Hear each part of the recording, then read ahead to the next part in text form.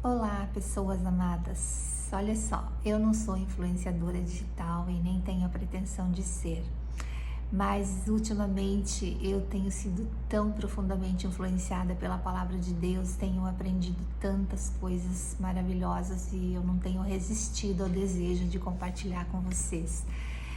A palavra de Deus é muito atual. Eu estava lendo essa semana a história de Gideão, que está em Juízes, a partir do capítulo 6, e eu vi assim como é atual as falas, os argumentos que Gideão colocou para Deus e as falas que a gente ouve hoje das pessoas em relação a Deus, né? Então a gente vê que a influência é a mesma desde que o ser humano foi criado, desde, como diz o ditado, desde que mundo é mundo. Então, olha só, o versículo 1 do capítulo 6 diz assim, que os israelitas, os filhos de Israel, né, fizeram o que era mal perante o Senhor. Por isso o Senhor os entregou nas mãos dos medianitas por 7 anos. E os medianitas prevaleceram contra eles. E o que esses medianitas faziam? Diz assim que cada vez que Israel semeava, os medianitas e os amalequitas, como também os povos do Oriente, subiam contra ele e contra eles se acampavam, destruindo os produtos da terra até a vizinhança de Gaza. Não sobrava nada, eles subiam com o seu gado, né? Como se não bastasse eles virem saquear os alimentos de Israel, eles traziam o gado e acampavam nas terras e assolavam tudo, deixavam Israel sem nada. E aí Israel, diz aqui a palavra, que tendo os filhos de Israel clamado ao Senhor por causa dos medianitas, porque eles se viram debilitados, né? Ele ficou muito debilitado com essa devastação e clamou ao Senhor.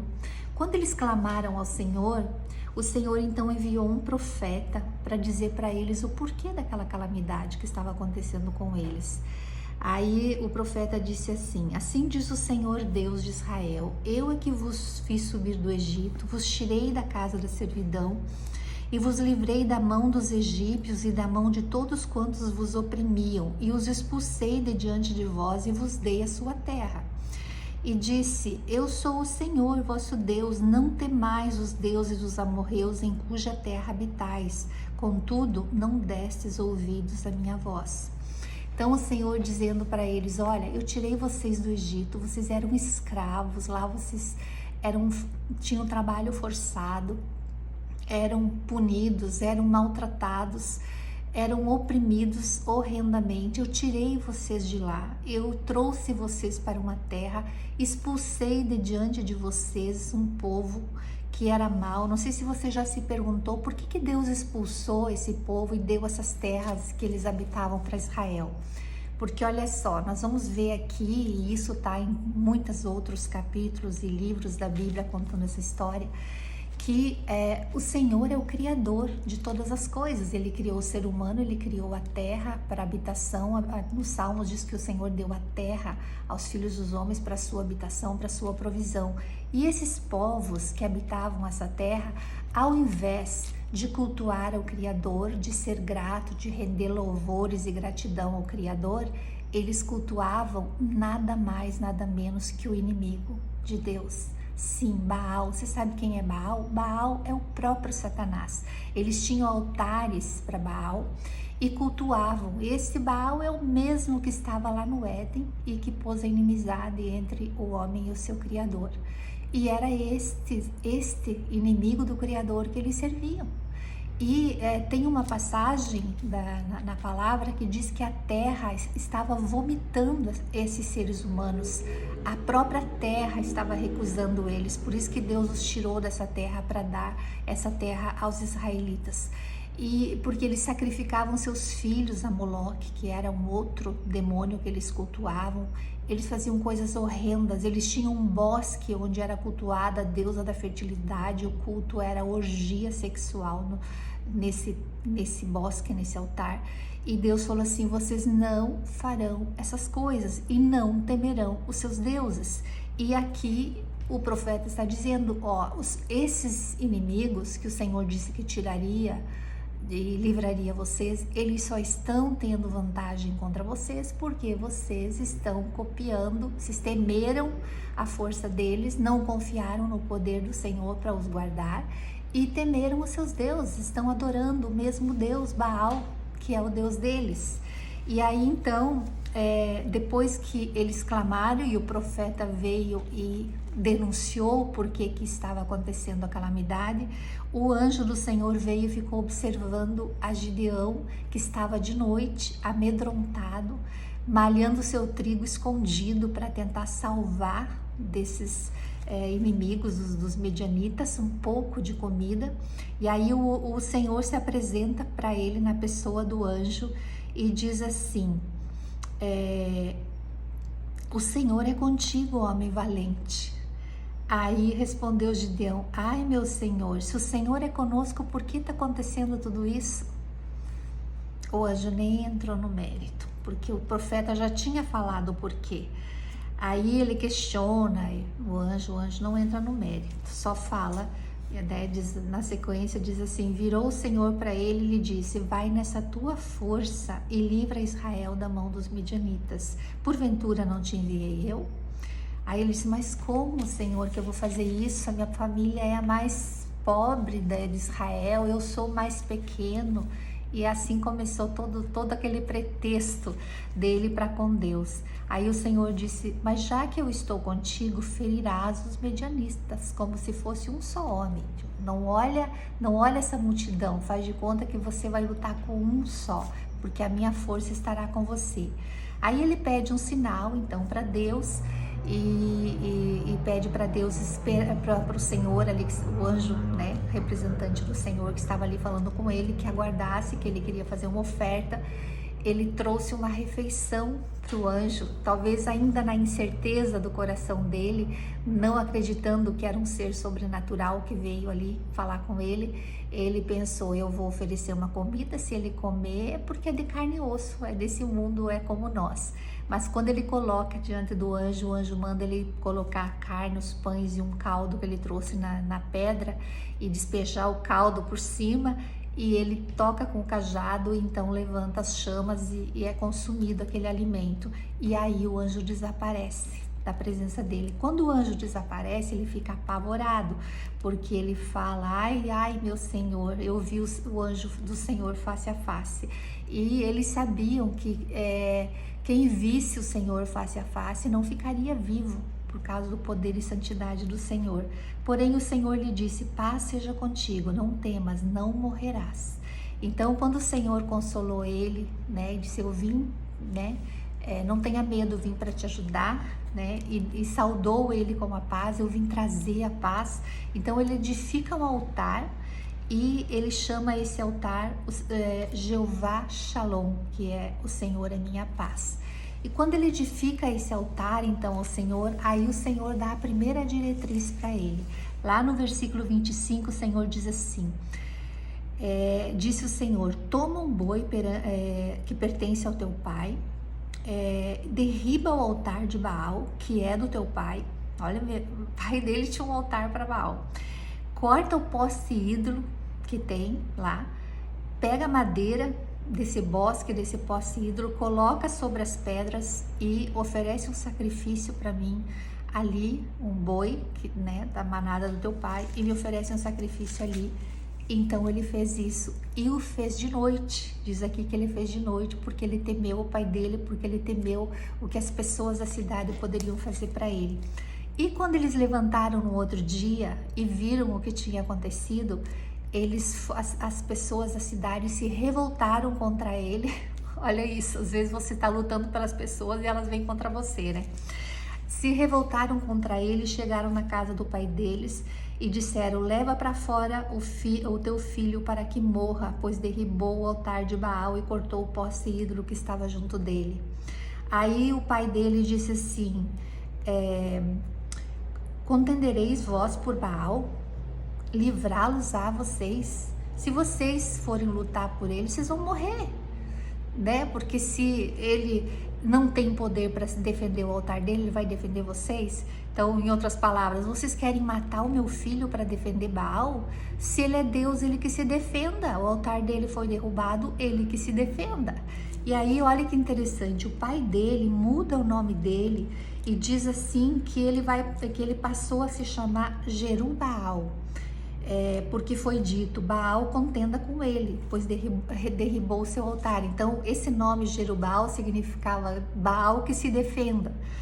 Então, aí quando na sequência os midianitas e todos aqueles povos que serviam a Baal viram o que tinha sido feito para o altar de Baal lá em Israel, eles se juntaram para guerrear, para valer, então, contra Israel. E aí o Senhor disse para Gideão, vai, porque eu vou te dar eles na tua mão, eu vou derrotar. Aí ele convocou Israel para a guerra, né? Tocou as trombetas lá, que eles tinham o hábito de tocar a trombeta, convocou o povo e reuniu 30 mil homens para lutar contra os inimigos. Aí Deus vem e fala para ele, Gideão, é muita gente, eu vou dar a vitória, e eu não quero que Israel depois diga que foi com a força do braço deles que eles venceram o inimigo. Então, fala para os medrosos e tímidos que vão embora. Aí ele chamou e disse, ó, quem tá com medo vai embora. 20 mil homens foram, ficaram só 10.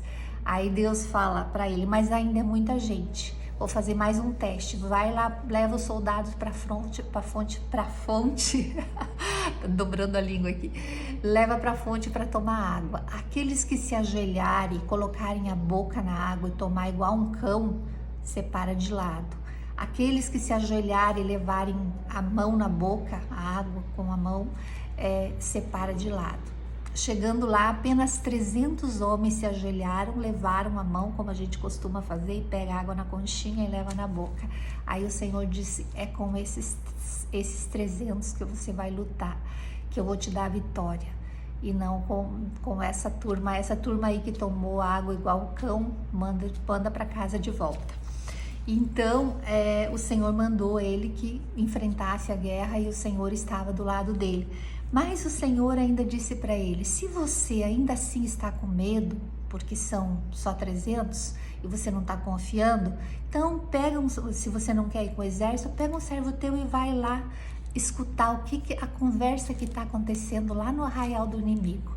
Aí eles chegam lá no acampamento do inimigo e tinha um homem contando um sonho que ele tinha tido.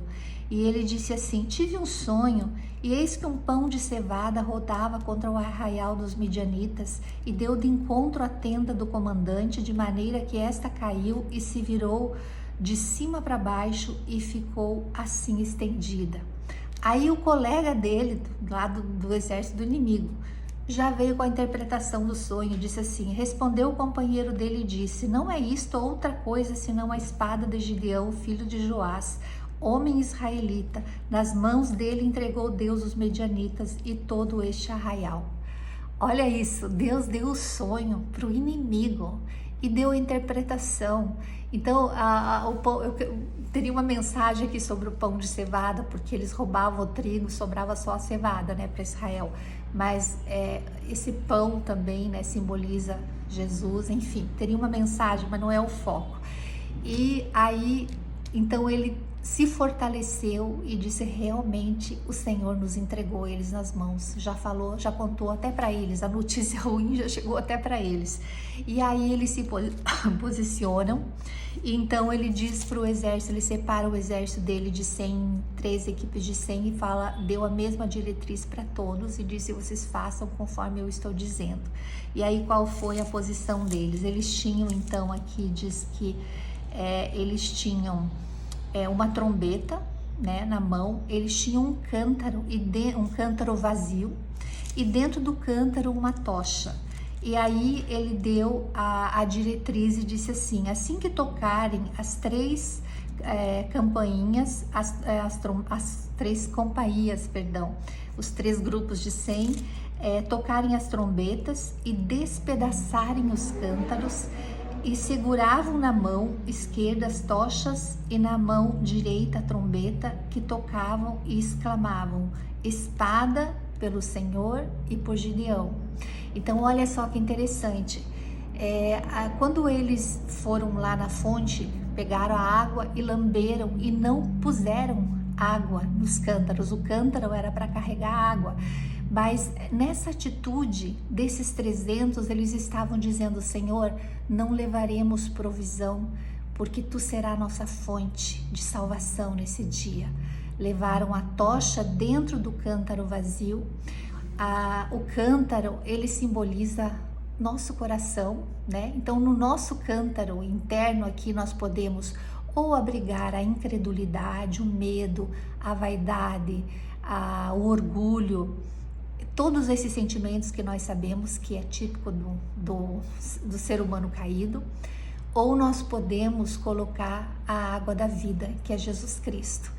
Então, o que esses homens estavam professando aqui? Eles quebraram, levaram o cântaro vazio e quebraram, falaram: Senhor, nós estamos quebrando a nossa vida diante de Ti e declarando que Tu és a fonte da nossa salvação nesse dia, que Tu é a nossa luz, tá? Tinha uma tocha numa mão e a trombeta na outra, e quando eles tocaram a trombeta, era um sinal para Deus: ó, estamos tocando, dando toque de guerra pela Tua espada, pela espada do Senhor e pela espada de Gideão, aquele que o Senhor escolheu como líder. E aí, quando eles fizeram isso, sabe o que aconteceu? Olha só o que aconteceu.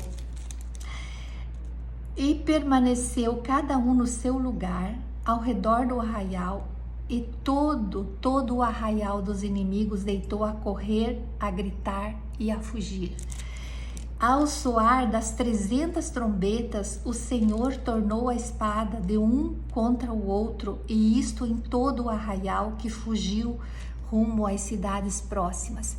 Então, quando eles falaram: Senhor, é pela Tua espada, e a espada do Senhor é a Sua palavra, e o Senhor não se deixa escarnecer. O homem que se coloca a serviço do mal, ele colhe o mal e se autodestrói. O Senhor nem precisou fazer nada contra eles, e nem o povo de Israel não se moveram. Olha que precisa de muita coragem para ficar parado esperando o livramento. E esse foi o diferencial desses 300, a coragem. O Senhor não pediu coragem para o exército, coragem para lutar. O Senhor pediu coragem para confiar, porque não basta crer, tem que confiar. E eles confiaram no Senhor, ficaram parados, e os inimigos se autodestruíram entre si, se mataram entre si, e os que não se mataram, que não morreram, fugiram de diante deles. Então esse é o Deus que nos chama à obediência, porque a obediência ao Senhor nos protege. O inimigo veio para roubar a nossa fé, ele veio para nos matar espiritualmente, para depois nos destruir. Mas o Senhor veio para nos dar vida plena. Jesus veio para dar vida plena e para trazer paz para nós. Então esse é o Deus que eu creio e que eu tenho me relacionado e que eu tenho experimentado o poder libertador que Ele traz dentro de nós quando nós confiamos que a palavra dEle é a realidade, é a verdade que nos sustenta e que nos guarda e que nos livra de todo o mal.